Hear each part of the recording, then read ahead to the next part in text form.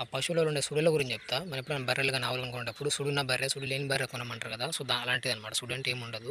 Just మనుషులకి ఎలా అయితే ఉంటదో అట్లనే ఉంటదనమాట. ఇక్కడ చూడొచ్చు. సుడి అంటే ఇట్లా రౌండ్‌గా ఉంటది. వీటి జుట్టు అనేది ఈ వీపు మీద అనమాట. ఇట్లా రౌండ్‌గా ఉంది కదా! ఇదే సుడి.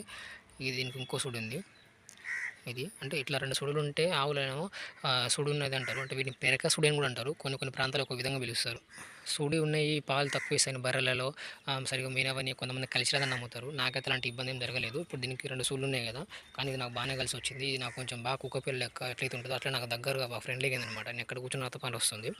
ఇప్పుడు అది అవుపడుతుంది అవుతల్ది. దానికి ఒకటే సుడుంది. దీనికి ఒకటే సుడుంది. కానీ ఇది నాకు మాట ఇనట్లే బాగా బెదురుతాంది.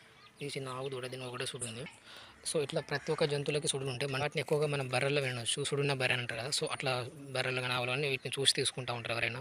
పశువులలో ఉండే సుడులనేవి పుట్టుకతోనే వస్తాయి. అయితే మన మనిషి తలలో ఎట్లయితే ఒక సుడి, 2 సుడులుంటాయి వెనక వైపు మనుషులకి అట్లనే వీటికి కూడా ఉంటాయన్నమాట. వీటిని మనం మార్చేదైతే కాదు. మార్చలేం సుడులనేవి.